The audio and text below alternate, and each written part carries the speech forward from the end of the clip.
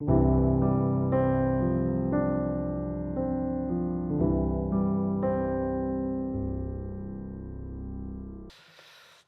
안녕하십니까. 오늘도 수예배에 함께 동참하시는 여러분들을 주님의 이름으로 진심으로 환영하고 사랑합니다. 네, 아멘. 이스라엘 백성들의 입장에서는 도대체 이해가 되지 않고 배신감을 느낄 수 있는 상황이었습니다. 아주 오래전 이야기였지만 하나님의 언약궤가 얼마나 귀한 것인지, 그 언약궤를 옮기는 중에 웃사가 언약궤에 손을 대었다가 죽었다는 이야기를 전설처럼 듣게 되었습니다. 정말 하나님의 영광과 임재는 거룩한 것이었구나라고 생각했습니다. 그리고 거룩한 임재가 예루살렘 성 가운데 있다고 믿었습니다. 하나님께서 그곳에 계신다는 생각 때문에 이스라엘 백성들은 지성소의 근처에도 가보지 않았습니다. 그리고 제사를 위해 사용됐던 거룩한 기명들과 그릇들을 손에 대본 적도 없을 만큼 그곳은 거룩한 곳이었고 하나님은 그 지성소에 계신다 생각했습니다. 백성들은 지성소에 들어가지 못했지만 지성소에 하나님께서 계셔서 지성소에 들어갔던 대제사장이 혹여나 범죄하면 하나님께서는 그를 그 자리에서 죽일 수 있을 만큼 아주 거룩하고 두렵고 영광이 가득한 곳이라 생각했습니다. 그런데 그 지성소와 성소가 있는 예루살렘이 바벨론 군대에 쳐들어오게 됩니다. 그렇게 바벨론 군인들은 예루살렘 성을 짓밟고 성전에 들어가서 그 성전의 모든 기물들을 파괴하며 그곳에 있던 그릇들을 몽땅 다 압수하여서 가져갑니다. 성막과 지성소는 그야말로 난장판이 되어버리죠. 그런데 하나님께서는 아무 일도 하지 않으십니다. 하나님의 거룩함을 생각하고 하나님께서는 그곳에 계신 줄로 알아서 들어가 본 적도 없던 그곳에 느부갓네살의 군대가 들어왔을 때 그들은 거룩한 곳을 침범했지만 죽거나 다친 사람조차도 없었습니다. 하나님께서 계시는 곳이었다고 이스라엘 백성들이 믿는 대로였다면 다른 곳은 몰라도 하나님께서 계시는 예루살렘 성만은 언제나 안전했어야만 합니다. 게다가 특별히 그 안에 언약궤가 있는 지성소와 제사하는 곳, 바로 하나님이 계시는 그곳, 그리고 제물을 잡던 성소만은 또 성전의 뜰만은 너무 거룩하여서 안전할 것이라고 생각했습니다. 그래서 바벨론의 군인들이 들어오다가 모두가 다 죽게 될 것이고 그 근처에만 가더라도 모두 저주를 받게 될 것이라고 믿었습니다. 하지만 바벨론이 예루살렘을 질밥받는데 아무 일도 일어나지 않습니다. 그뿐만 아니라 하나님께서 택하신 백성, 본인들은 하나님께서 함께 하신다는 다윗의 자손이었던 자신들은 바벨론으로 포로로 끌려가 학대를 당하며 괴롭힘을 당하는데도 불구하고 아무런 일이 일어나지 않습니다. 이쯤 되면 당시 이스라엘 백성들은 혼란스럽고 배신감을 느끼기도 했을 것입니다. 속은 거 아닌가 싶었을 겁니다. 하나님께서 어떻게 이러실 수 있을까? 하나님께서 살아계신다면 이런 일이 어떻게 그냥 방치해 두고 계실 수 있는 것일까? 이런 의문을 가질 수 있는 것입니다. 여러분들은 어떻습니까? 하나님께서 나를 보호하시고 지켜주신다 생각했습니다. 그렇게 하나님께서 나를 지켜주시기 때문에 나는 결코 잘못되지 않을 것이라고 이야기합니다. 신방 중에도 말씀으로 위로받으며 괜찮을 거라 말씀을 들었습니다. 그런데 망합니다. 잘 되지 못합니다. 분명히 그럴 일이 없을 것이라고 생각하고 믿었습니다. 분명히 잘 될 것이라고 들었는데 시험에서 떨어지고 사업은 망해버립니다. 그러면 도대체 하나님은 어디에 계시는 겁니까? 나를 지켜주시고 나를 도와주신다는 그 약속은 도대체 얼마나 우리는 믿을 수 있는 것입니까? 어떻게 믿을 수 있는 것인가? 이렇게 의문을 가지고 하나님께 대해서 대단히 실망하게 되는 경우들이 참 많습니다. 이제까지 많은 사람들을 만나보았고 또 들은 이야기들 중에 특별히 청년들의 경우에는 하나님께 실망한 분들이 참 많이 있습니다. 하나님께서는 왜 이렇게 하시는지, 하나님께서는 왜 나만 도와주시지 않는 것인지, 나를 지켜주시지 않는지 이런 부분에서 실망한 사람들이 참 많이 있습니다. 바벨론의 포로로 잡혀간 이스라엘 백성들은 정말 그렇게 실망했을 것 같습니다. 너무 말도 안 되는 일이 자신들에게 벌어졌기 때문입니다. 물론 선지자를 통해서 경고를 듣기는 했지만 정말로 일이 이렇게 되니 너무나도 혼란스러운 상황이었습니다. 포로기에 있었던 이스라엘 백성들이 사무엘서를 보면서, 아니 하나님께서 다윗에게 하셨던 그 약속들을 보면서 이 사람들은 과연 어떤 생각을 했을까요? 또 우리 삶에 겪게 되는 이런 상황들을 우리는 어떻게 받아들여야만 하는 겁니까? 이런 모든 이들에게 사무엘서를 기록하면서 사무엘서의 저자는 하고 싶었던 말씀은 두 가지였습니다. 하나는 하나님의 언약궤가 거룩하게 되는 것은 언약궤가 거룩하기 때문이 아니라 하나님께서 그 안에 함께 하시기 때문에 거룩한 것이라는 말씀입니다. 그런데 이스라엘 백성들이 범죄함으로 인해 하나님께서 그 언약궤를 떠나시면, 하나님께서 성전을 떠나셨으면 그 성전은 더 이상 거룩하지 않은 겁니다. 하나님께서 떠나신 그 성전 안에는 이방인들이 아무리 짓밟아도 아무 일도 일어나지 않는 겁니다. 그곳에는 하나님이 계시지 않기 때문입니다. 그래서 이스라엘 백성들이 포로로 잡혀 끌려와 고난을 겪게 된 것은 사실은 너희 열조들이 하나님을 떠났기 때문이라는 것을 말씀하기 위함입니다. 두 번째로, 너희 열조들과 너희가 하나님을 떠나서 고난을 당하고 있지만 하나님께서는 결코 너희를 떠나지 않으실 것이라는 말씀입니다. 그러니까 비록 다윗이 범죄할 때에도 하나님께서는 다윗을 떠나지 않으셨다는 것을 사무엘서는 말씀하고 있는 거예요. 이것이 바로 사무엘서와 이에 뒤에 이어지는 열왕기서의 주제라 할 수 있습니다. 이런 맥락에서 다윗의 생애를 본다면 비록 오늘 본문의 사건도 다윗의 범죄로 인해 발생된 일인 것처럼 보이기도 하지만 또 어떻게 보면 아닌 것처럼 보이기도 합니다. 다윗의 정말 어려운 고난의 시기는 이제 시작되는 것 같습니다. 다윗이 하나님의 부르심을 받고 골리앗을 죽이고 난 후에 약 17세 정도의 나이에 모든 사람들의 조명을 받게 됩니다. 그러나 그 이후에 약 13년간을 장인이었던 사울의 시기를 받아 도망하게 되죠. 다윗은 도망하면서도 나에게 왜 이런 고난이 있어야 하는지 너무나도 끔찍스러웠을 겁니다. 하나님의 부르심 때문에 내 인생을 망쳤다라고 생각할 만큼 고통의 연속이었습니다. 그런데 다윗이 왕위에 오르기까지 했던 그 고생은 고생이 아니다 싶을 만한 일이 벌어지게 됩니다. 여러분들은 삶에서 여러 가지 고난이 있으셨겠지만 어떤 고난이 가장 큰 고난이라고 생각하십니까? 찢어지는 가난입니까? 혹은 몸이 너무 아픈 질병입니까? 이보다 더 힘든 고난이 있다면 이것은 정말 상상할 수조차 없던 일입니다. 그것은 바로 내 사랑하는 자녀들이 서로 싸우고 죽이는 일입니다. 사랑하는 자녀들이 서로 싸우고 죽이는 일이 발생한다면 그뿐만 아니라 아들 중에 하나가 부모인 나를 죽이겠다라고 목에 칼을 들이댄다면 아무리 왕에 있다 하더라도 그 인생이 정말 살맛이 나지 않는다 싶다 생각합니다. 이렇게 보면 다윗의 인생에서 가장 험난한 여정은 이제 시작되는 것 같습니다. 다윗에게는 아들이 여럿 있었습니다. 첫째는 암논이라는 아들이었습니다. 그리고 이복누의 동생 중에 다말이라고 하는 아름다운 여성이 있었습니다. 아주 예쁘게 생겼었나 봅니다. 성경에도 아름다운 연인이라 합니다. 그런데 암논이 다말이라는 누이 동생을 보면서 그 누이 동생과 동침하고 싶은 충동을 느끼기 시작합니다. 암논은 그녀를 사랑하지 않았습니다. 정말 흠모하고 결혼하고 싶다는 생각을 한 것도 아닙니다.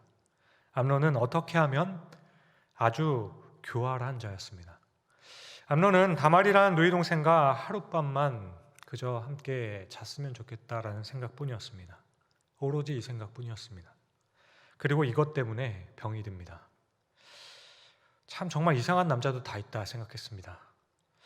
아무튼 암논은 이것을 자신의 사촌인 요나답과 의논을 합니다. 형인지 동생인지는 정확하지 않아요.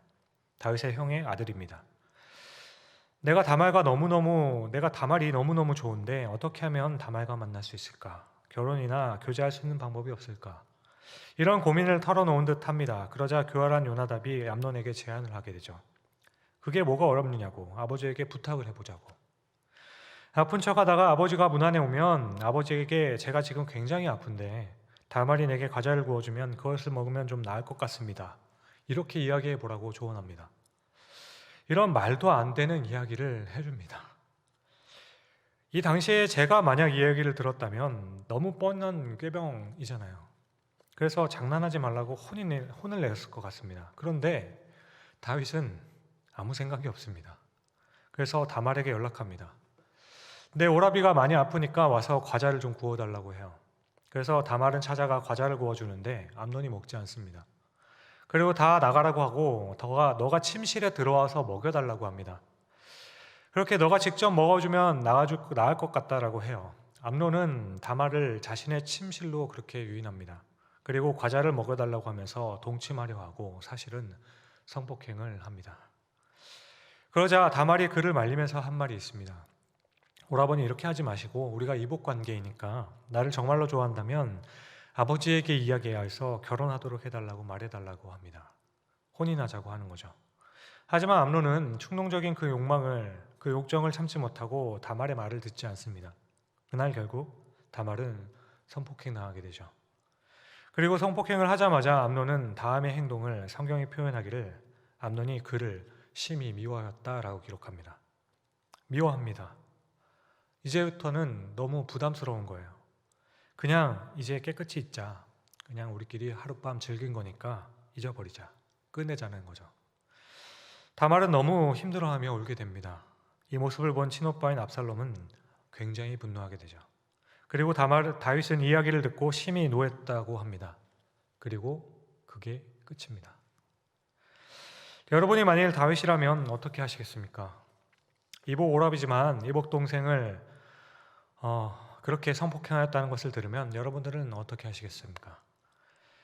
왜 그랬어? 이 나쁜 놈. 에이 나쁜 놈. 이렇게 하고 끝내겠습니까? 다윗은 심히 노했는데 그 이상을 할 수가 없었습니다. 왜 이랬을까요? 지금 암논과 압살롬이 경험하고 있는 모든 일들은 정확하게 다윗이 했던 일입니다. 다윗이 범했던 그 죄 때문에 더 이상은 암논에게 책망을 할 만한 근거나 권위를 잃어버렸습니다. 자신도 충동적인 생각 때문에 밧세바를 범했습니다. 자신은 밧세바를 취했을 뿐만 아니라 임신했다는 소식을 듣고 그것을 숨기기 위해서 자신이 가장 사랑했던 30인의 용사 중에 한 사람인 우리아를 죽입니다. 다윗은 자신이 가장 사랑하여 가까이 두었던 그 사람을 죽이고 순간적인 욕정을 채웁니다. 이 모습은 암논이 다말을 취한 것과 다말을 취한 것을 보고 분노하여서 압살롬이 암논을 죽인 것과 너무나도 똑같은 겁니다.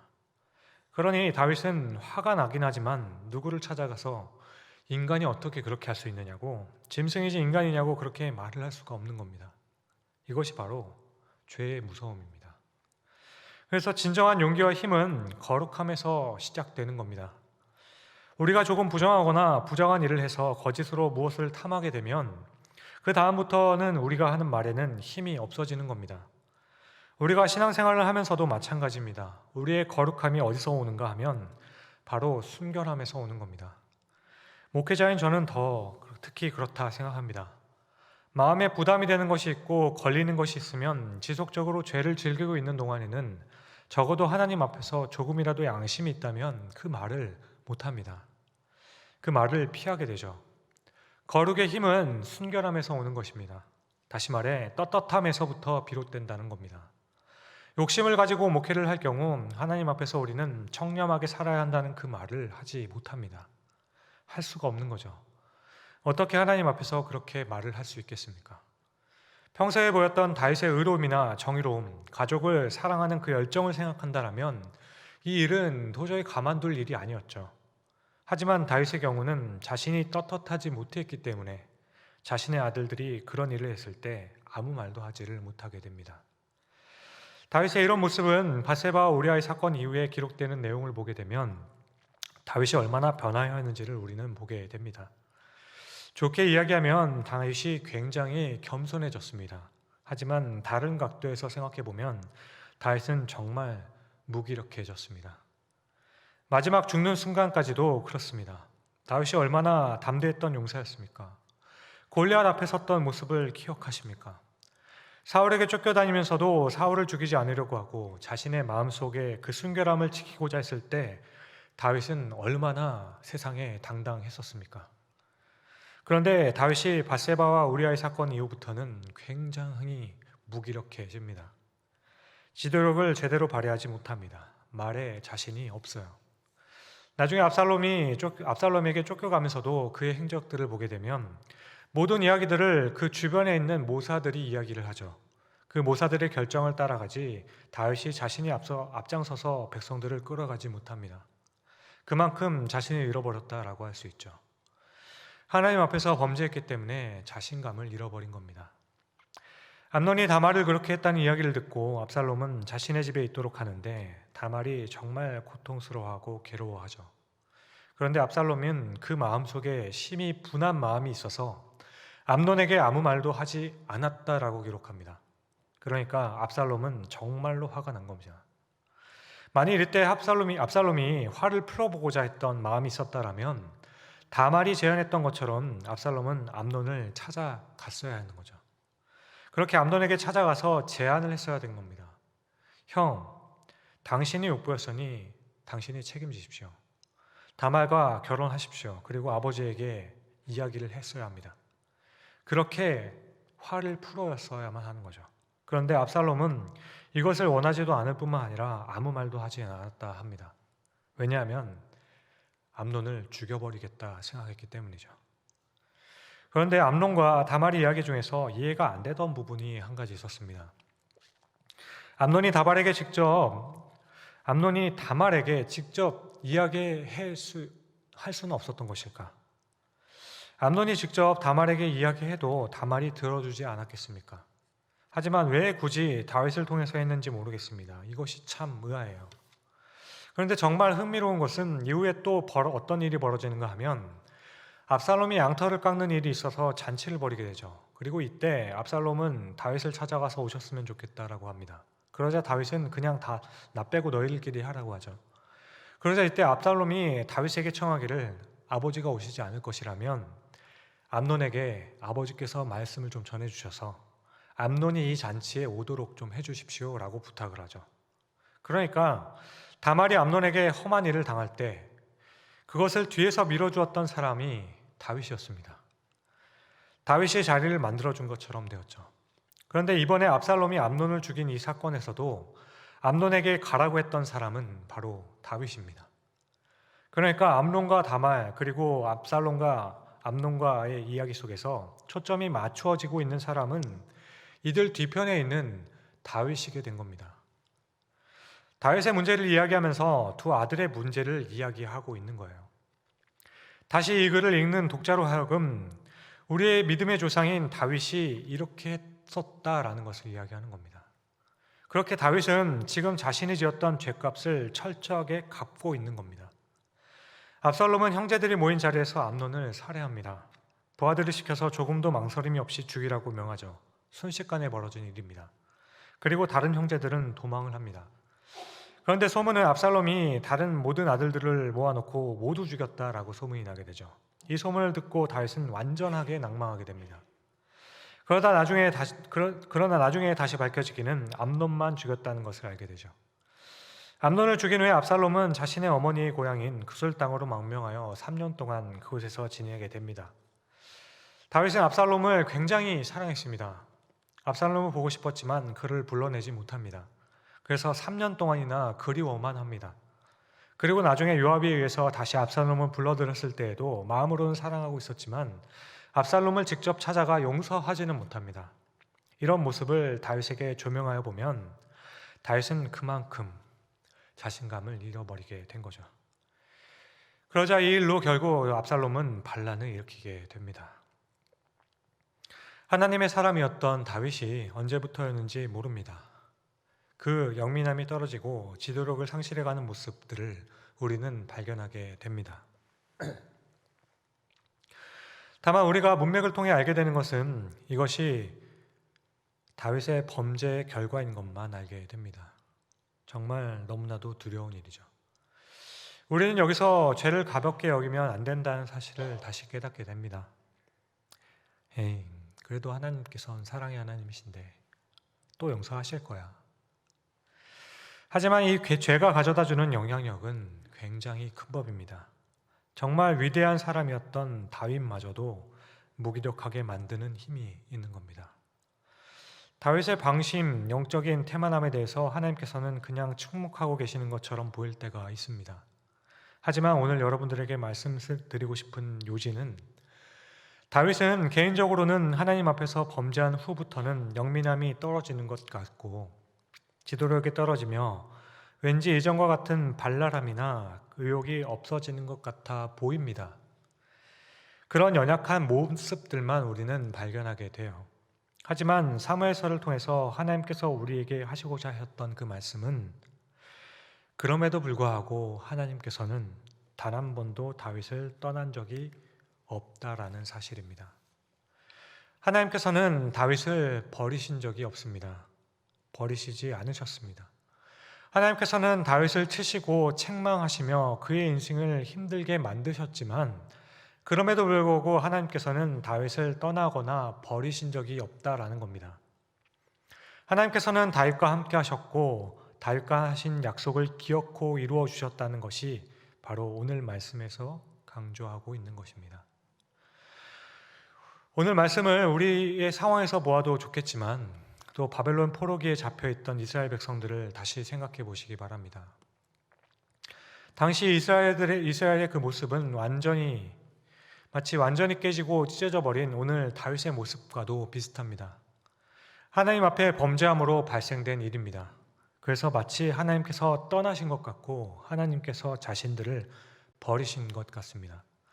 하나님께서는 더 이상 자신들을 상관하지 않으시는 것처럼 보여지고 그렇게 느껴지게 됩니다. 그래도 이제껏 애굽을 떠나 가나안에 정착하였을 때 그 긴 세월 동안 때론 전쟁도 있었고 환난도 겪었으며 핍박도 있었습니다.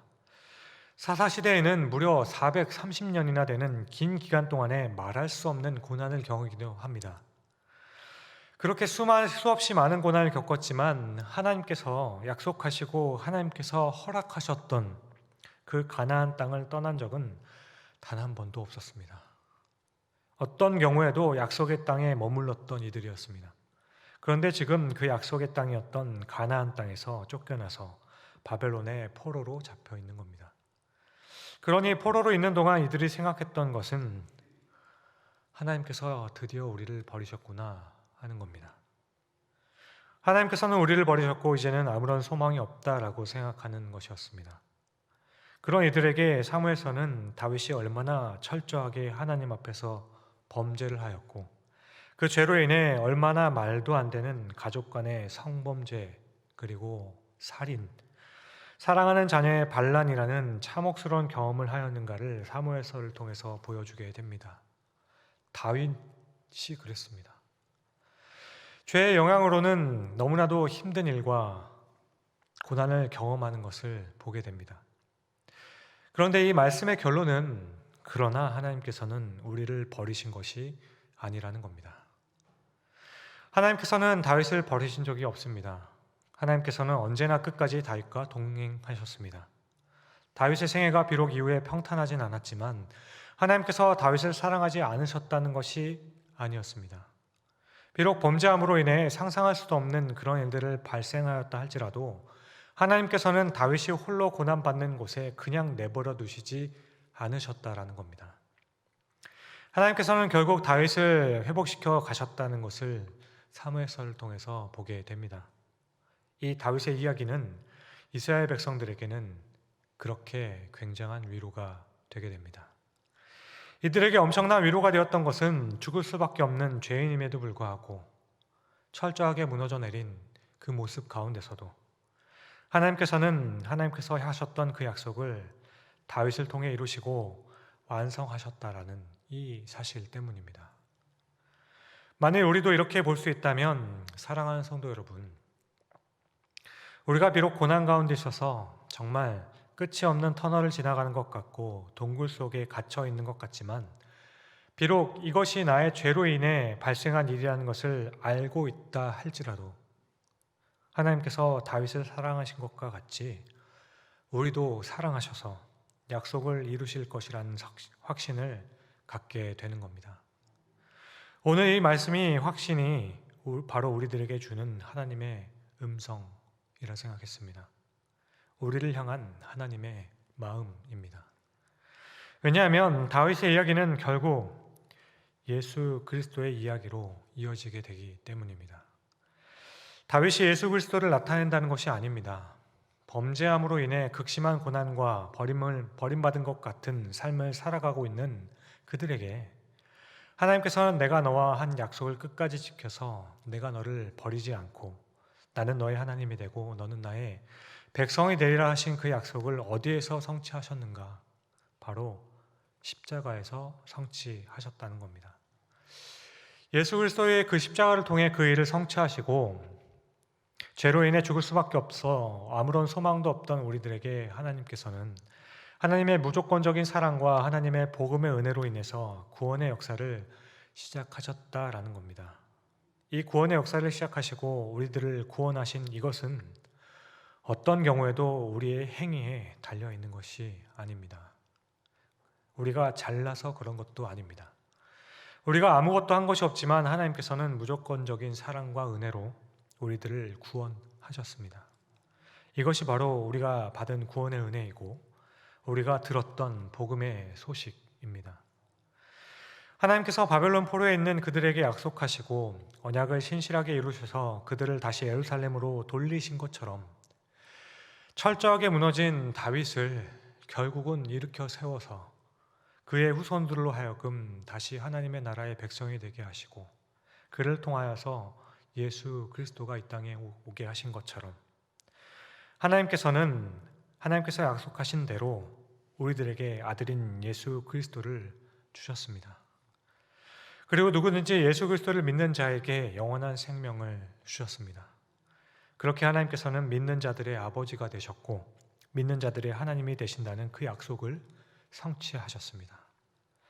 사랑하는 성도 여러분, 우리들의 삶의 현장에서 볼 때에는 이스라엘 백성들이 경험한 것 같이 또 오늘 다윗이 경험한 것과 같이 내가 하나님의 백성인데 나는 하나님을 믿고 있는데 그런 확신이 있는데 어떻게 이런 일이 벌어질 수 있는 것인가? 그렇게 하나님의 사랑을 의심할 만한 일들이 얼마든지 있습니다. 하나님께서 정말로 나를 사랑하시는데 하나님께서 나와 정말로 함께 하시는데 왜 안 풀리는 걸까? 왜 이렇게 나는 하나도 안 되는 건가? 하나님께서 정말로 나와 함께 하시고 내 마음 가운데 확신이 있는데 정말로 나를 사랑하신다라고 예배 때마다 기도 때마다 그렇게 말씀하시고 나는 그것을 믿는데 그래서 그 하나님의 사랑을 믿어서 하나님을 정말 최선을 다해서 나는 섬겼습니다. 그런데 하나님을 최선을 다해 섬긴 것의 결과가 무엇인지를 보면 때로는 말할 수 없는 분노와 배신감을 느끼게 되기도 한다는 겁니다. 오히려 세상에 하나님을 믿지 않는 사람들의 경우가 더 만사가 형통하는 것 같고 모든 일들이 더 잘 풀리는 것 같습니다. 그런데 어째서 하나님을 신뢰하는 내 삶에서는 하나님을 믿고 고백하는 내 삶에서는 그렇게 많은 눈물을 뿌렸었고 정말 많은 헌신을 했고 주님 앞에서 정말 목을 놓아 부르짖으며 구했습니다. 그런데 어찌하여 단 한 번도 하나님은 나에게 시원한 자비를 베풀어 주시지 않는 것인가? 이런 의문을 가지게 만들고 하나님의 사랑을 의심하며 만드는 것이 우리의 삶의 현장 가운데는 너무나도 많이 있습니다. 아마 많은 분들이 바벨론 포로에 잡혀가 있는 이스라엘 백성들의 심정과 같이 또 오늘 다윗이 처한 그 상황에서의 심정과 같이 하나님은 거룩한 자를 지킨다 하시지 않으셨습니까? 하나님께서 동행하시고 함께 하시면 그 누구도 손을 못 댄다 하시지 않으셨습니까? 감히 건들지 못할 것이라고 약속하시지 않으셨습니까? 그런데 어찌하여 하나님이 함께 하신다는 내 인생은 이렇게 힘들고 고단픈 일들이 연속이며 내가 기도하는 그 어떤 것도 하나님께서는 시원하고 명쾌하게 들어주신 것이 어찌하여 단 한 개도 없습니까? 이런 절망으로 부르짖고 탄식할 수 있을지도 모르겠습니다. 어쩌면 그러한 것들 때문에 우리 마음속에 하나님을 향한 그 실망들로 우리를 더욱 우울하게 만들지도 모르겠습니다. 우리의 신앙생활 가운데 우리가 우울하게 되는 이유 중에 가장 큰 부분이 바로 이런 하나님께 대한 믿음에 대한 실망입니다. 나를 대하시는 하나님께 대한 실망감이에요. 이 실망감이 우리로 하여금 영적으로 메마르게 하고 우울하게 만듭니다. 그런데 여러분, 이런 영적인 우울함을 우리는 마치 우리의 정당한 권리인 것처럼 생각합니다. 이것은 하나님께서 당연히 책임지셔야 할 문제인데 하나님께서 책임지시지 않기 때문에 내가 이렇게 우울하게 된 것이다라고 생각을 하게 돼요. 그러나 영적인 우울함의 책임은 하나님께 있는 것이 아니라 우리에게 있는 겁니다. 우리의 잘못입니다. 실망감으로 인해 우울해 있을 그때에 에스겔서나 에레미야서를 통해서 또 사무엘서나 열왕기서를 통해 포로기에 있는 이스라엘 백성뿐만 아니라 그 심취해 있던 그 심란에 있던 다윗과 지금 우리 하나님의 백성들에게 하시는 그 말씀은 언제나 약속입니다. 하나님께서는 늘 하나님의 그 신실함에 대해서 말씀하십니다. 우리가 오늘 다윗의 이야기를 통해서 생각해 보아야 할 것은 왜 하나님께서는 나를 도와주시지 않는가 하며 영적인 우울함에 있는 우리를 보시면서 반대로 하나님께서는 얼마나 가슴이 아프실지를 생각해 보아야 한다는 겁니다.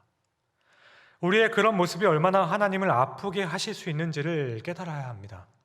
왜냐하면 우울함에 있는 우리에게 주실 말씀은 결국 하나밖에 없기 때문입니다. 내가 너에게 아들을 주지 않았냐?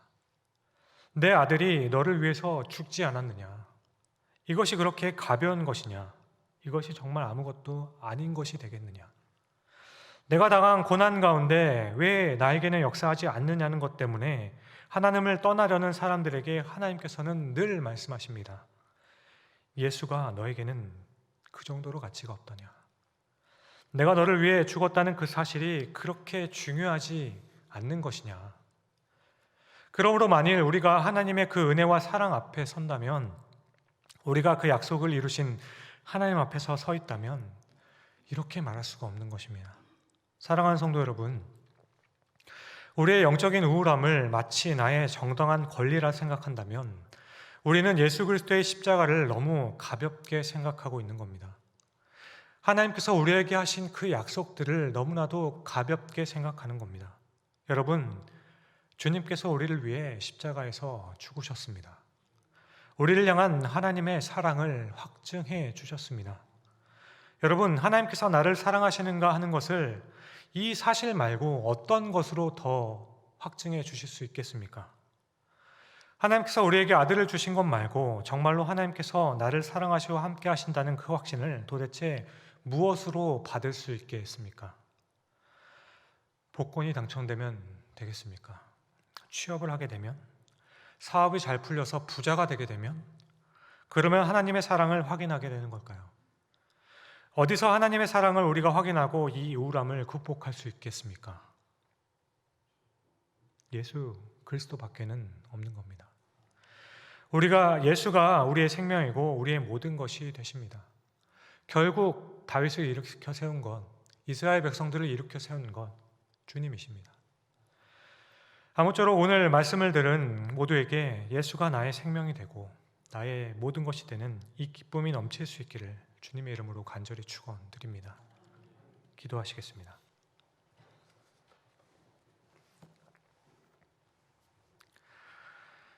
사랑하는 주님, 이스라엘 백성들이 가졌던 그 낙심, 절망 가운데 어찌하여 하나님께서 우리를 버리셨는가 묻고 있는 그들에게 오늘 성경은 너희가 죄인인 것을 알지 못하느냐 말씀하시고 너희에게 죄가 있는 것을 알지 못하느냐 말씀하셨습니다. 자신의 범죄로 인해 벌어진 정말 끔찍한 상황으로 인생의 가장 끝에 내몰린 다윗에게도 그럼에도 불구하고 하나님께서는 이제 그 백성을 사랑하심으로 기억고 회복시키리라 하시는 그 약속의 말씀을 주십니다. 그리고 그 약속의 말씀이 또한 우리의 삶에 그 아들을 통하여 성취되었음을 인하여 진심으로 감사합니다.